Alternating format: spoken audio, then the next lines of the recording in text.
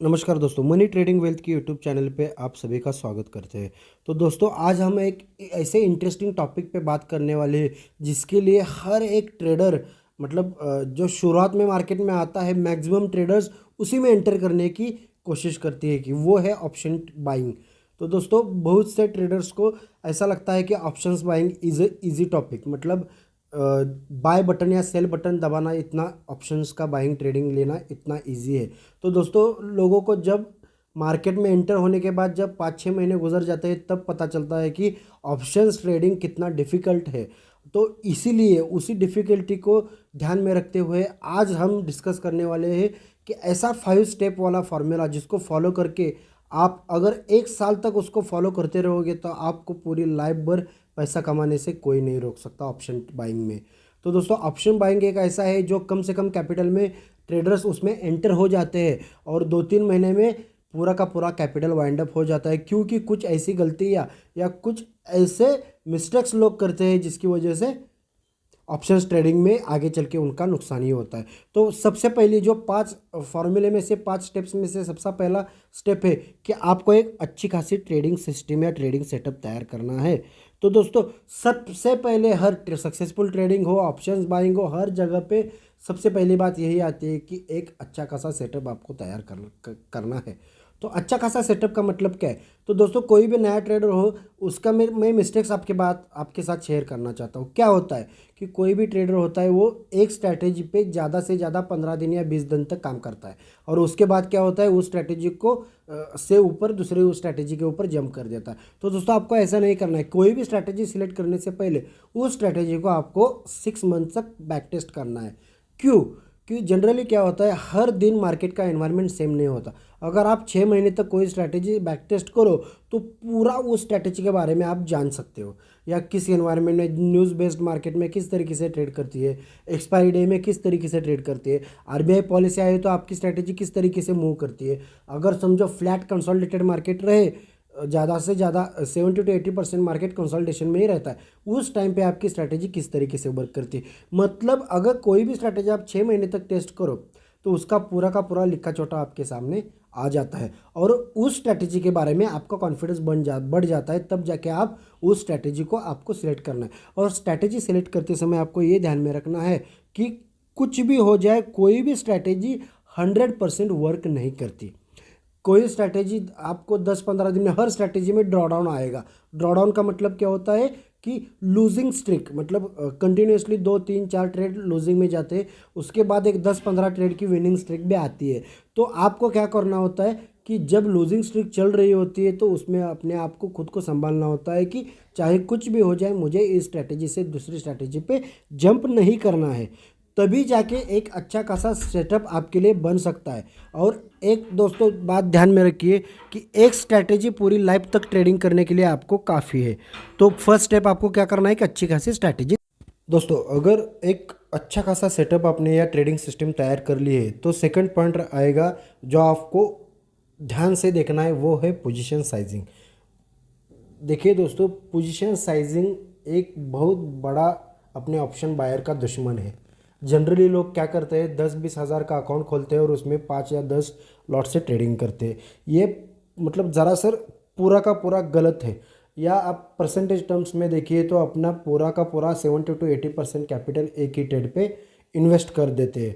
और उससे होता क्या है कि अगर आप खुद को मौका नहीं देते कि गलत होने के लिए, आप इस तरीके से अपनी पोजीशन रखो या पोजीशन साइजिंग रखो कि अगर आप गलत भी हो जाए तो आपके माइंडसेट पे या आपके कैपिटल पे कुछ उसका इफेक्ट नहीं होने वाला है। जनरली पैनिक में लोग क्यों आते हैं, क्योंकि पूरा का पूरा कैपिटल अपने एक ट्रेड पे ही इन्वेस्ट किया होता है।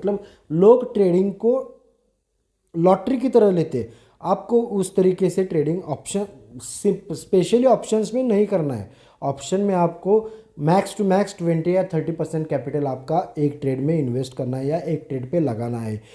और जो पुराने वाले ट्रेडर्स जिनके बारे में आप सुनते हो कि उसका इतना लॉस हो गया, उतना लॉस हो गया, उसको इग्नोर करके आपको अपने पोजीशन साइज का ख्याल रखना है। और उसमें भी क्या करना है आपको कि अपने लॉसेज छोटे छोटे रखने हैं और अपने विनिंग ट्रेड को कैरी करते जाना है। कैरी करते जाना मतलब अपना स्टॉप लॉस ट्रेल करके उसको ट्रेल करते हुए ट्रेंडिंग मूव जितना हो सके ज़्यादा से ज़्यादा उसको कैप्चर करना है। मतलब जो भी आप स्ट्रैटेजी डिसाइड करते हो उस पर आपकी रिस्क 1:, मतलब आपका रिस्क रिवॉर्ड रेशो 1:1 है, 1:2 है या 1:3 है। और उसके बाद भी अगर समझो आपका टारगेट 1:2 है और आपकी प्राइस 1:1 मूव हो चुकी है, तो आपको तुरंत क्या करना है, अपना स्टॉप लॉस कॉस्ट पे लाके खड़ा रखना है। तो इससे क्या होगा, आपका कैपिटल भी प्रोटेक्ट रहेगा और आपकी पोजीशन साइज भी ठीक तरीके से बैठ सकती है। तो इससे और एक बात क्या आती है कि जब भी आपका ट्रेड आपके अगेंस्ट जाता है तो आप पैनिक में नहीं आते।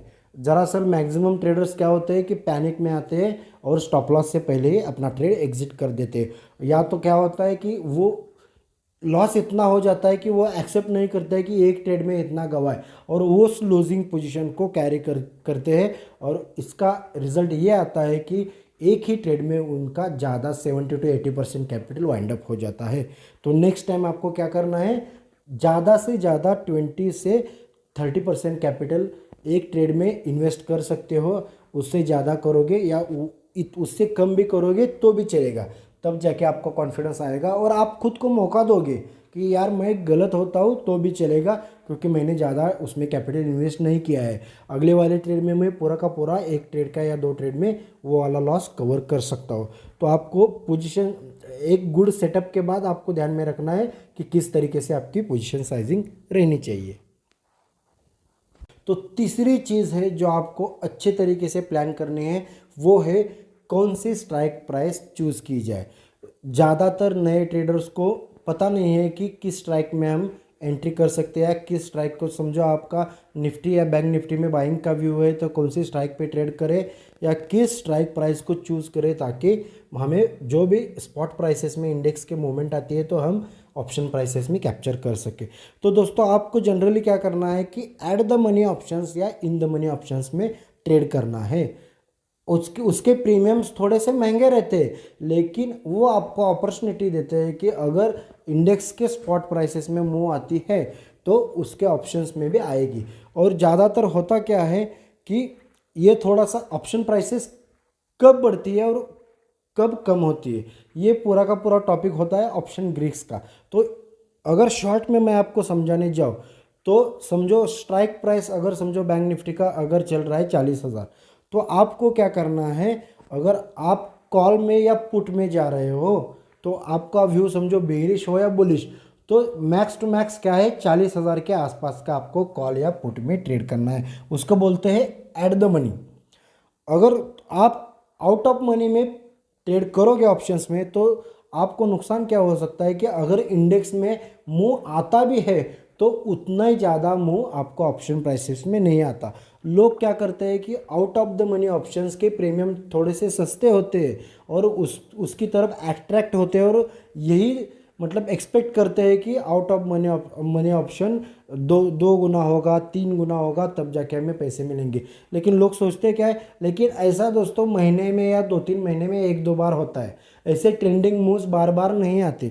और लोग अभी जनरली ज़्यादा से ज़्यादा लोग क्या करते हैं कि हीरो ज़ीरो ट्रेड करना चाहते हैं और उसी हीरो ज़ीरो में ज़्यादातर ज़ीरो हो जाता है। तो आपको क्या करना है, अपने ट्रेडिंग सिस्टम के हिसाब से आपको या तो ऐट द मनी ऑप्शंस में जाना है या तो इन द मनी ऑप्शंस में जाना है। मैंने एक एग्जांपल में बताया कि अगर समझो निफ्टी 19,000 चल रही है तो आपको 19,000 के कॉल या पुट में अगर आप ट्रेड करोगे तो आपके लिए बेहतर रहेगा। थोड़ा छोटा मोटा भी मूव इंडेक्स में आता है तो आपके ऑप्शन प्राइसेस में उसके साथ मूव कर सकते हैं। चौथा पॉइंट ये आता है कि आपको अपने इमोशंस कंट्रोल करना है। इमोशंस यानी दो चीज़ें होती है, फियर या ग्रिड। तो दोस्तों फियर या ग्रिड किस तरीके से चेंज होता है वो अपने आप में एक ट्रेडिंग साइकोलॉजी का बहुत बड़ा टॉपिक है। तो अगर शॉर्ट में हम 1-2 मिनट में समझाना चाहे तो आप क्या समझा सकते हैं। फियर और ग्रीड जो पैसे से रिलेटेड होता है। अगर पैसा आपका ज़्यादा नुकसान में जाए तो आपको फेयर आता है और पैसा आपको ज़्यादा आगे दिख जाए कि इतना मुझे मिलेगा उतना मुझे मिलेगा तो आपको ग्रीड आता है। तो उसको कंट्रोल करने के लिए एक सिंपल फॉर्मूला आपको रखना है। अब वो सिर्फ ऑप्शंस बाइंग में मैं बता रहा हूँ, छोटे वाले कैपिटल वाले जो ट्रेडर्स है तो आपको सिर्फ एम करना है कि आपको डेली 1% चाहिए। डेली 1% क्या हो, आपको सिर्फ डेली 1% रिटर्न्स जनरेट करने में फोकस रखना चाहिए। अगर आप मंथ में पूरे 20 ट्रेडिंग सेशंस भी पकड़ ले तो आपका वो होगा मंथली 20%। और मंथली 20% में से अगर आप उसमें भी 2-4% रिड्यूस कर ले, समझो आपके 1-2 दिन लॉस में चले गए, तो भी 15% से ज़्यादा रिटर्न्स कुछ कम नहीं होते। लोगों का option buyers, specially option buyers के मैं बारे में बताना चाहता हूँ कि लोगों का क्या होता है कि आपको दिन में ही पैसे डबल करने हैं, 2x करने हैं या 3x करने हैं। तो दोस्तों उसी में मैक्सिमम ट्रेडर्स क्या करते हैं, अपना कैपिटल गवा देते हैं। तो आपको धीरे धीरे करके एक परसेंटेज वाइज डेली 1% पे कंसंट्रेशन करोगे और अपने ट्रेडिंग सिस्टम को स्ट्रिक्टली फॉलो करोगे। अपने आप को खुद को समझाओ कि डेली मैं 1 से या 2 से ज़्यादा ट्रेड नहीं लूँगा, डेली अपना लॉस लिमिट 2% का रहेगा और डेली मैं कंसंट्रेशन करूँगा कि 1% अपना प्रॉफिट टारगेट रहे। देखिए, इमोशंस कंट्रोल करने के लिए आपको कुछ रूल्स बनाने होंगे और उन्हीं रूल्स को स्ट्रिक्टली फॉलो करना है। तो सिंपल रूल्स मैंने बताया ऑप्शन बायर के लिए कि आप टारगेट करो कि अपने कैपिटल के 1% मैं दिन में कमाना चाहता हूँ और उसके लिए मैं ज़्यादा से ज़्यादा 2% की रिस्क लेना चाहता हूँ पूरे दिन में। तो आप अपने ट्रेडिंग सिस्टम के हिसाब से उस तरीके से ट्रेड करोगे। तो अगर समझो आपका कैपिटल 1 लाख का है, आपने जो इन्वेस्ट किया है और उस पर आप ऑप्शन बाइंग के ट्रेड्स कर रहे हो, तो आपको क्या करना है, दिन में 1,000 का टारगेट रखना है और मैक्स टू मैक्स आप रिस्क कितना लोगे, 2,000 का। तो उसके हिसाब से ट्रेड करोगे और आपका वीकली टारगेट रहना चाहिए, वीकली में 5,000 कमाना चाहता हूँ। देखिए दोस्तों, अगर आपको ज़्यादा पैसा कमाना है तो ज़्यादा कैपिटल लेके आना है, सिंपली है। ऐसा नहीं होगा कि आपका कैपिटल 5 गुना 10 गुना 1-2 दिन में ही हो जाएगा। तो जितना जल्दी आप अपने आप को समझाओ कि अगर ज़्यादा ग्रीड लेके मार्केट में आओगे तो उसका नुकसान आपको ही झेलना पड़ेगा और आप अपना कैपिटल गंवा सकते हो। तो आपने आपके इमोशंस, ग्रीड या फियर को कंट्रोल में रखो और उसको कंट्रोल में रखने का एक ही तरीका है कि खुद को रूल्स के साथ बंधे रखो। अगर रूल्स के साथ बंधे रखोगे तो आपको अपने इमोशंस पे कंट्रोल अपने आप आ जाएगा। दोस्तों, आपका ऑप्शंस बायर के अपने जो फॉर्मूला मैंने बताया उसका लास्ट स्टेप है कि आपको अपने माइंड पे कंट्रोल रखना है। तो माइंड पे कंट्रोल रखने से क्या होता है कि आप अपने लॉस पे कंट्रोल रखोगे। माइंड पे कंट्रोल रखने के लिए आपको अपने सिस्टम को ऊपर बताए गए 4 पॉइंट्स को स्ट्रिक्टली फॉलो करना है। अपने सिस्टम के सिवाय कोई भी स्टूपिड ट्रेड आप नहीं लोगे, ये अपने आप को खुद को समझाना है। दूसरी चीज़ क्या करनी है कि अपनी पोजीशन साइजिंग क्या है जो आपने अपने ट्रेड प्लान में डिसाइड किया है, उसी पोजीशन साइज पे फर्म रख के उसको ही फॉलो करके ट्रेड करना है। तीसरी बात कि आपको 2%, अगर आपका कैपिटल 1 लाख है तो 2% से ज़्यादा आपको रिस्क नहीं लेना है एक दिन में। अगर समझो पहले ही ट्रेड में आपने 2% की रिस्क ले ली, समझो ज़्यादा पोजीशन रख के, तो आपको एक लॉस के बाद अपना ट्रेडिंग डे क्लोज करना है। तो इस तरीके से आप ऊपर दिए गए रूल्स को फॉलो करते हो तो अपना माइंड अपने आप आपके कंट्रोल में रहेगा और ज़्यादा से ज़्यादा out of the money options में जाने की कोशिश मत करो। आपको एट द मनी या इन द मनी ऑप्शंस में ही ट्रेड रखना है। और जितना, देखिए, ऑप्शंस ट्रेडिंग बहुत ग्रीडी है। मैं अपने मैं मार्केट में 10 साल से हूँ और पिछले 5-6 साल से ऑप्शंस बायर्स का देख रहा हूँ। ज़्यादा से ज़्यादा ट्रेडर्स अच्छे रहते हैं, उनका एनालिसिस अच्छा रहता है, ठीक तरीके से रहता है, लेकिन होता क्या है कि वो हर महीने एक दूसरी स्ट्रैटेजी पे जंप करते हैं। मतलब होता क्या है, सिर्फ डिसिप्लिन नहीं है। अगर आप पेशेंस या डिसिप्लिन पालोगे तो अपने आप ऑप्शंस बाइंग में सक्सेस आएगा। और ऑप्शन बाइंग जितना आसान लगता है उतना आसान नहीं है, बहुत डिफ़िकल्ट है। वो डिफ़िकल्ट क्यों है कि वो एनालिसिस से रिलेटेड नहीं है। एनालिसिस की वजह से वो डिफ़िकल्ट नहीं है, वो डिफ़िकल्ट है कि हम ट्रेडिंग करते हुए अपने रूल्स या अपना ट्रेड प्लान फॉलो नहीं करते, इसलिए वो डिफ़िकल्ट है। ज़्यादातर लोगों को लगता है कि मेरी स्ट्रैटेजी की वजह से मुझे लॉस होता है, नहीं होता। स्ट्रैटेजी हर बंदा ठीक तरीके से एनालिसिस कर पाता है, एनालिसिस करना डिफ़िकल्ट नहीं है। डिफ़िकल्ट है अपने आप पे कंट्रोल रखना, अपने फेयर पे कंट्रोल रखना और अपने ग्रिड पे कंट्रोल रखना। तो दोस्तों आशा करता हूँ कि ये ट्रेडिंग प्लान आपको अच्छे तरीके से समझ में आया है और इसको फॉलो करके मैं डेफिनेटली कह सकता हूँ कि आप एक अच्छे खासे ऑप्शन बायर बन सकते हो और आपको एक सक्सेसफुल ट्रेडर बनने से कोई भी नहीं रोक सकता। तो वीडियो को अंत तक देखने के लिए धन्यवाद और अपने वीडियोस को लाइक कीजिए, चैनल को सब्सक्राइब कीजिए